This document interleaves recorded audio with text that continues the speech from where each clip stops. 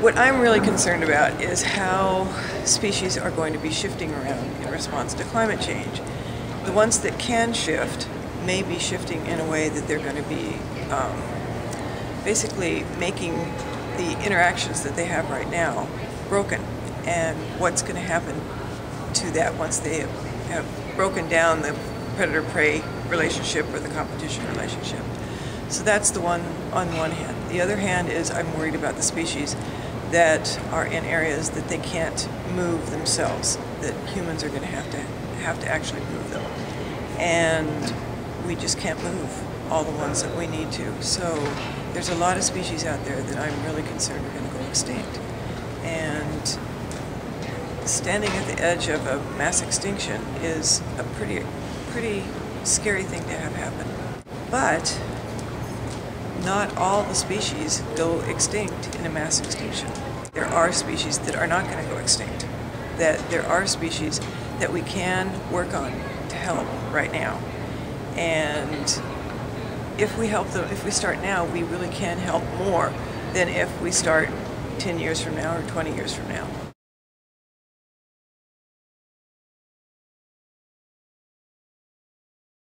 When I'm talking about prioritizing, what I'm really doing is talking about triage, which I didn't think I'd ever say in my life, but here it is.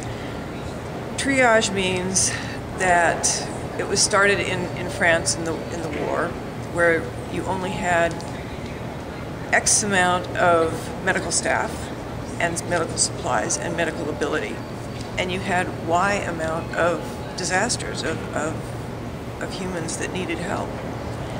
And if what happens is you come to the first person that you see and you help them, and that takes a whole day, all these other people are going to end up dying. So if beforehand you have decided, if I can't help them in an hour or in an hour and a half, I have to just bypass them and go to the people who I can help in that short period of time. It's basically what I'm talking about as far as extinctions go. We've got to figure out the ones that we can help easily with the resources that we have.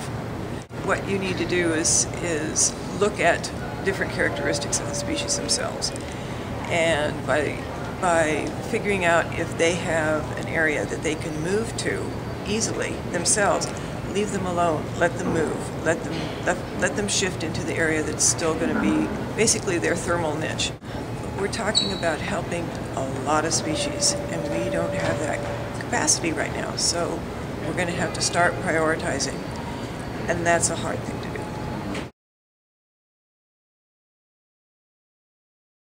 Michigan is right at the edge of an ecotone, and so there are a lot of species going from one into the other, and as long as the corridors are available for them to do that, that's just fine.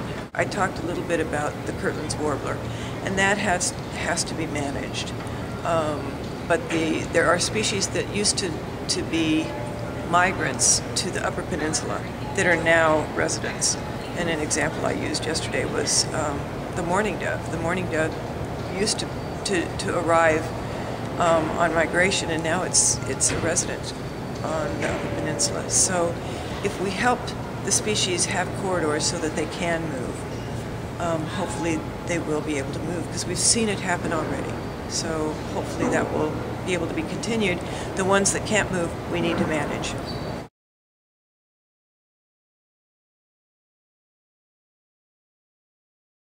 Man, the world is going to hell in a handbasket in a lot of ways. We've got pollution, we've got contaminants, we've got invasive species. You know, the list can go on and on and on. A big one for species is land use change.